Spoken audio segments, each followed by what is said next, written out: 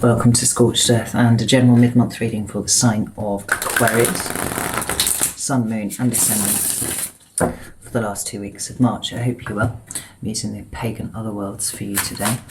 Right, if you haven't seen these videos before, we do them slightly differently to the way that we do the main monthly reading, in so much as we are looking for the lesson. I believe that there is wisdom, or indeed, a lesson, contained within every experience and interaction we have, if we are open to seeing it, and too often we are not, because we get bogged down with the day-to-day minutiae of, everyday life. So, as an exercise in perspective, what we're going to do is look at the energy that you are in right now, and then pull 3 cards to see why you are there in the first place, right? And sometimes it's trying to show you something about yourself, sometimes it's trying to help something leave your life, sometimes it's trying to help bring something in. We won't know until the cards hit the table.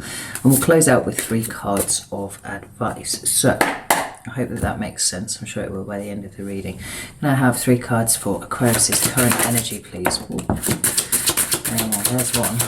There's 2. Oh. 3 and 4. Right, let's have a look what we've got down here. We have the 6 of Swords, followed by the 2 of Swords. Oh man, there's 3 cards here. We've got the 5 of Cups, we've got Judgment, and we've got the Knight of Wands. How interesting. Well, there's definitely movement here, Aquarius, there's no doubt about it. We've got the 8 of Swords at the bottom of the deck here, with the 5 of Wands. And that's interesting in and of itself as well, because the 8 of Swords is often given to talk about the ways in which we keep ourselves mentally restricted. And I think that there has been points, at times where you have felt like you've been mentally restricted. But I think that what's going on for you now, more specifically, is that there's a movement away from that. Right? It's almost like you can kind of see what you need to do now. We've got the 5 of Wands underneath here. It's a card of conflict. And there's a sense here of kind of something that you have to do, but knowing that there will be consequences to it, which is interesting. So the first 2 cards that we've got here, I said before, we've got the 6 of Swords. There is movement away from a situation, and we have the 2 of Swords here. And the received wisdom of the 6 of Swords is that you're going, from difficult times into good. We've got choppy water here, and we've got calm, but actually this boat seems to mark the division between the two. You're not actually free of it yet, you're kind of cruising alongside it. The calm waters are visible, they're there, it's within reach, but also so are the consequences, or so is what it is that you're trying to move away from. And then we've got this 2 of Swords here. Now I often say this card is a card of kind of like willful ignorance, actually. But I do feel like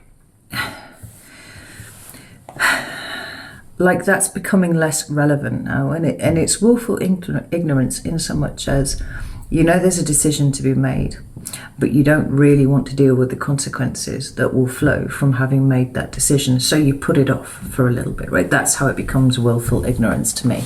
But it feels slightly different here to you, and I wonder if it's because there aren't any characters depicted in this card here. And that blindfold, which is usually, shown as over the woman's face, is actually just drifting along on those swords. It looks like it's kind of floated down and settled onto it. Oh, that's 2 of Swords. We've got the Knight of Pentacles and the 9 of Swords with the Hierophant card. I think it's uprooting what it is that you've been wanting to do. Yeah, there's the King of Wands at the bottom of the deck. The King of Wands was actually that way around. It's like there's the action. There are the things that you need to do, or you're going to do. There's the doing, at least. But it was obscured.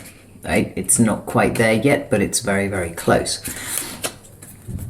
Because what we have down here is everything that's been before. We've got the Knight of Pentacles, which is this Virgo energy of having put a lot of investment into something, right? Doing something a particular kind of way. But then we've got this pinnacle of mental difficulty with the 9 of Swords, looking at the Hierophant. And it's this sense of needing to disrupt what has been for whatever reason, and doing something different that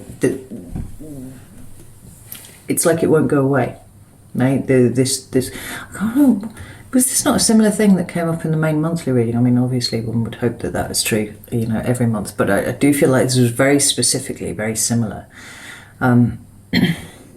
Because the Nine of Swords can talk about intense anxiety about a situation, you know, sleepless nights, things like that. And all the way down to actually to intense mental health difficulties and everything in between. But it seems to be with regard to all this earth energy here, like that which has been established and that which is now up for renewal, and it is going to be renewed. There's too much movement here for it not to be.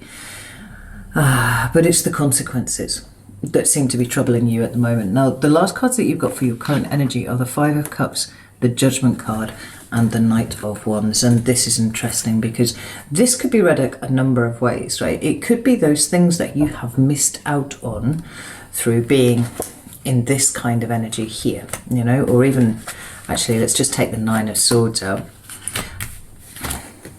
where things have been quite staid and quite predictable, and they haven't really changed. They've always been like this, and it feels like they may always be like this if we continue down this road, and that's what's caused this Nine of Swords for you.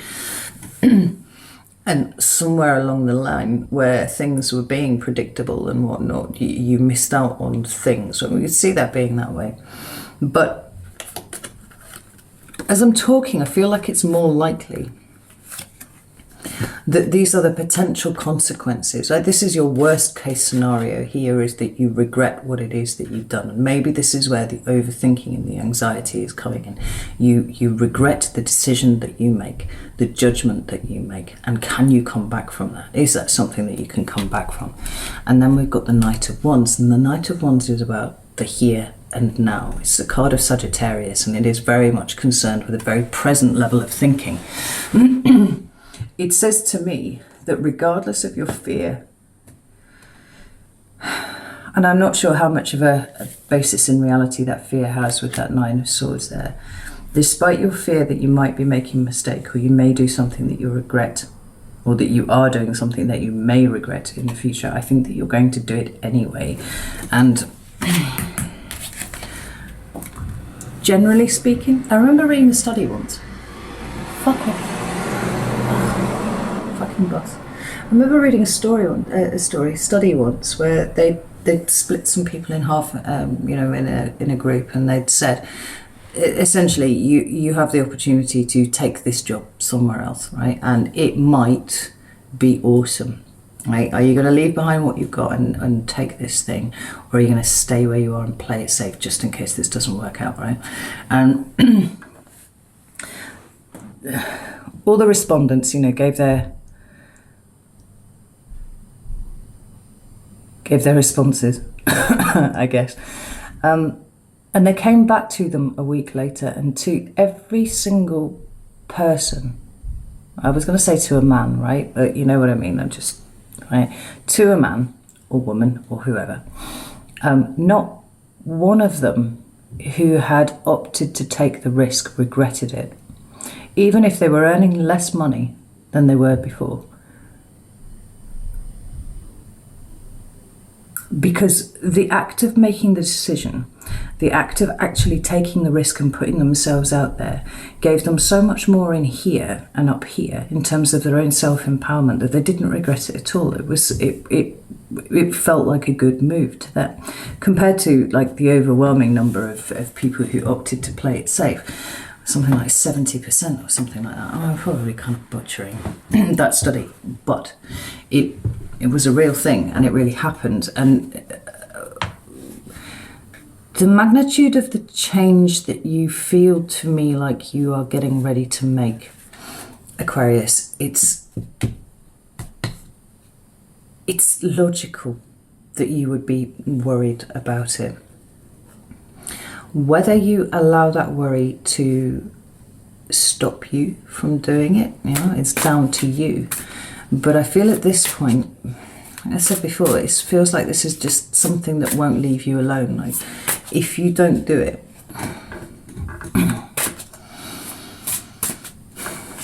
think it's going to chew at you for a long time. Right. Let's have a look and see why you are in this energy in the first place. Oh, that's the first one. So we have the Three of Cups in reverse. We have the Nine of Swords in reverse. And we have the Queen of Pentacles. Right. It's just quite clear, like, you need to put yourself first.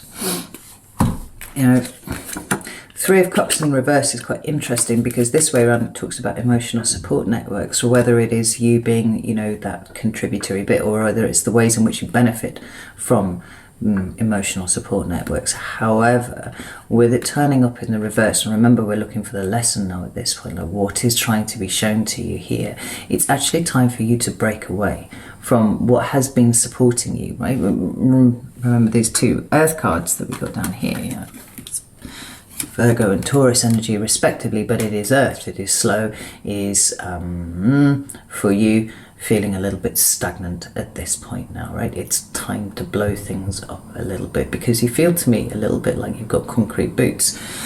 I think you probably feel to yourself like you've got concrete boots.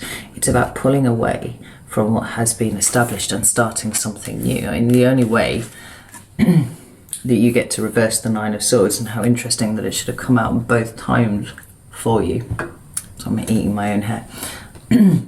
First in the upright and now in the reverse, right? It's showing you how you take charge of your own mental faculties, right? I think that for a lot of you, the ties that bind you to what might have been in the past emotionally kind of supportive, but now it is a little less so.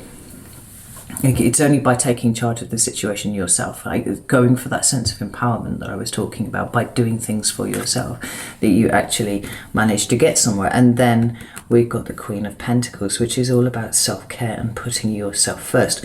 Where have you not been putting yourself first up until this point, Aquarius? Because I feel like the way that this situation is grabbing you and like a dog with a bone, it's just dragging you about and it won't let you go, is actually it's because the pressure has been building for quite a long time, and now it's not going to take no for an answer. And I feel like wherever you have been, where the pressure has been building, presumably you are still slightly there, it's because you have not been putting yourself first in the way that you needed to. You've not been putting your needs first. It's been about nurturing other people, and at this point, that's not for you.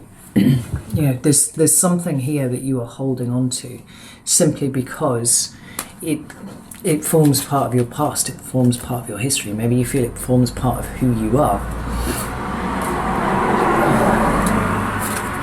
So Four of Pentacles at the bottom of the deck here. But releasing that is what is being asked of you now, and I think that you're ready for it, Aquarius, because we've got the Six of Wands underneath there. Right.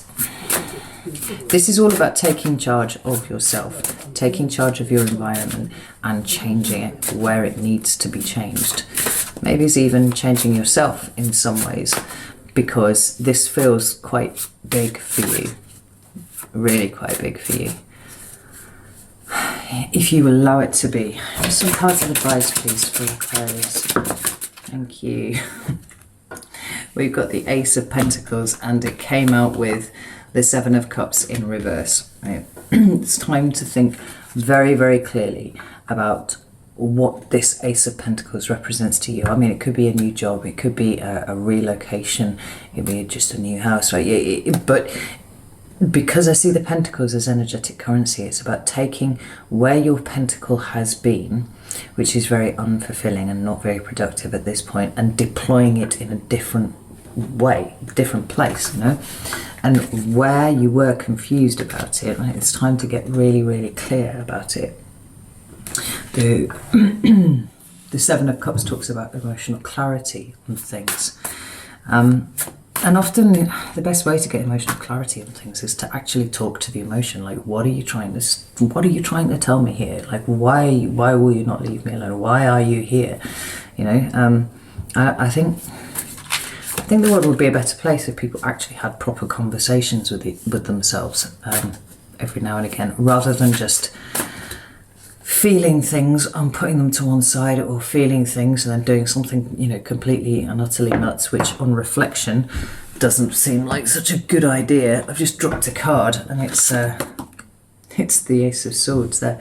You know, speak to these feelings, speak to your subconscious. What does it want from you at this point? Like, why is it putting up the barriers to you making these big changes?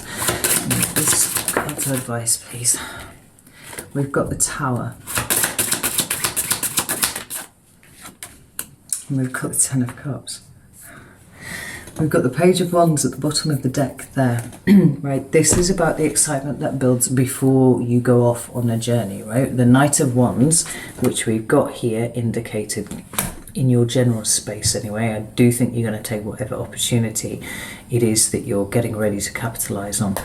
This is the step before. This is where the excitement starts to build. No movement yet, but it's happening. But it's putting yourself into a mindset of being ready for the movement here for you. Now, I'm so interested in these two cards here, because as soon as I saw the Tower, I knew there was going to be something fabulous on the other side of it, because what I heard was like you have to break things down to get what it is that you actually want, right? The Tower is Scorpio, Aries energy, right? And it's about instability, disruption, you know, things all blowing up in a way that you didn't anticipate. You are being asked to do this here for yourself. To get yourself towards this instead, the Ten of Cups. Like, I don't think the consequences that you're catastrophizing about, possibly catastrophizing about, are actually nearly as bad as you have been thinking that they have been, because I feel like you've been working on the worst case scenario. I mean, we even see that with the Nine of Swords, right? I just think it's going to come out a lot better than you planned, and a lot more swiftly than you thought. So, so I'm going to leave it there. I hope that this was helpful for you, Aquarius. I know that I love you all very, very much. I've just twatted my cards on the floor. What the fuck? Know that I love you all very, very much, and I will see you soon.